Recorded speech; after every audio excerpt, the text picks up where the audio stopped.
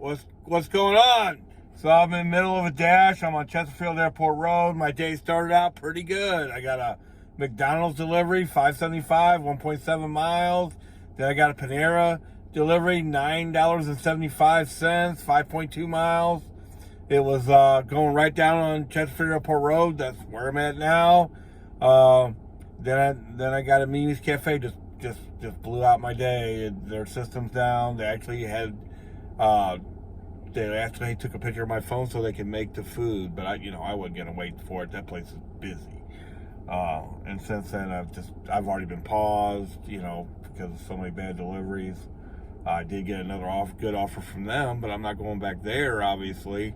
And I got a really good Uber Eats delivery across the street, paid $9.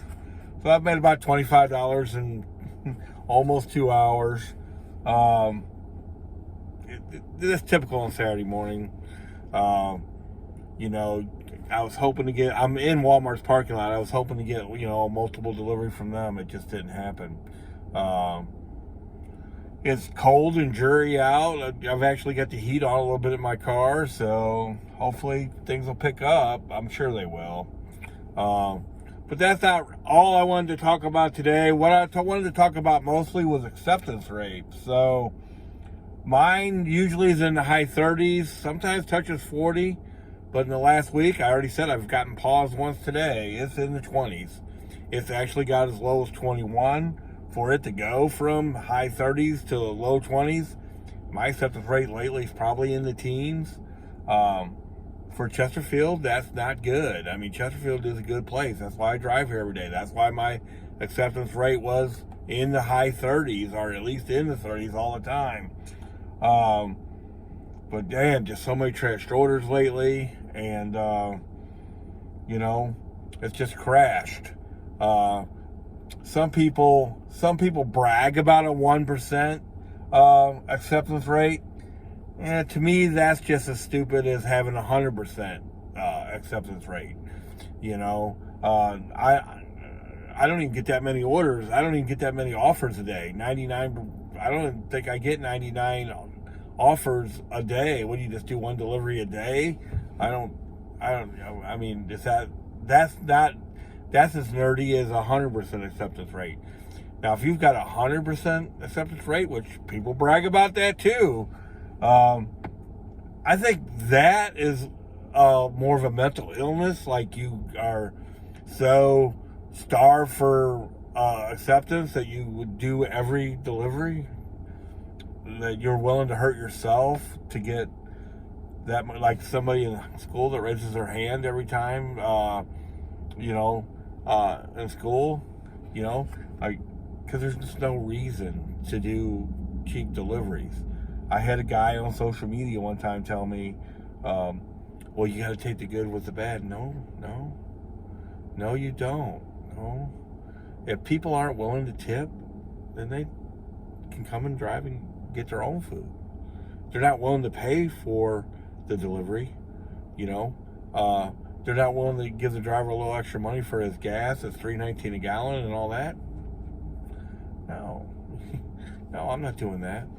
The minimum should be $5, but that's a whole nother video.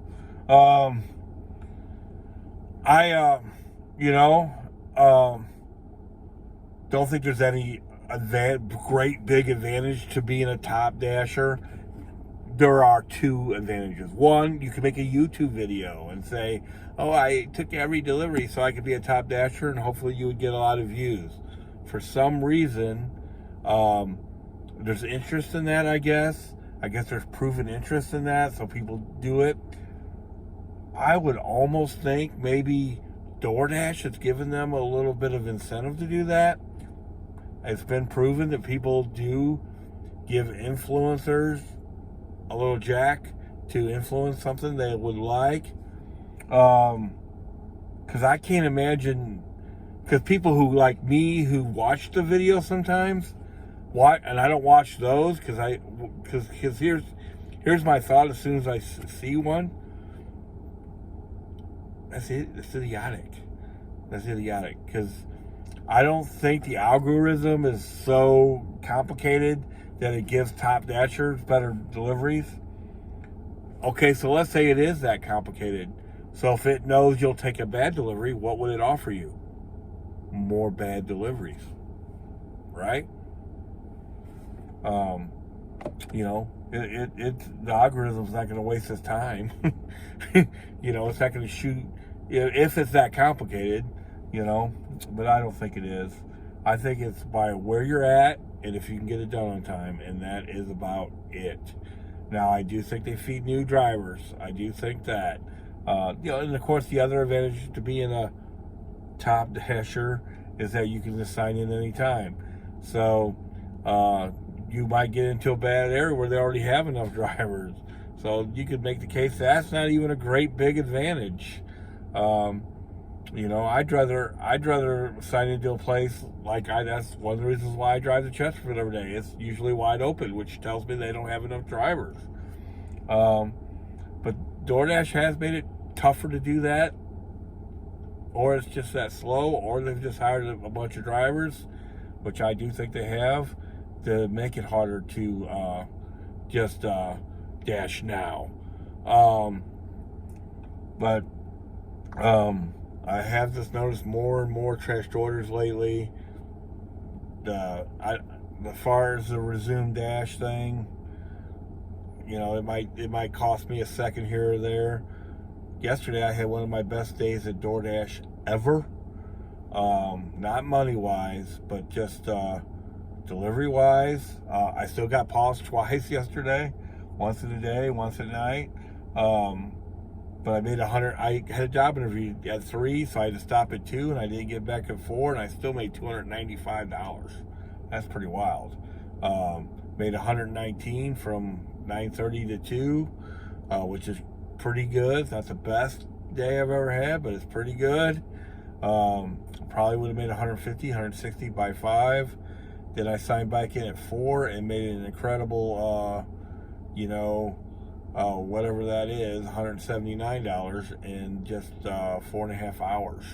And I took off at 9:30 last night. I got a $20 delivery from Ruth's Chris to go to Maryland Heights. I was right on 270 there. I decided to just go home, man. Take an easy day. Made over $30 an hour yesterday. I'll take it.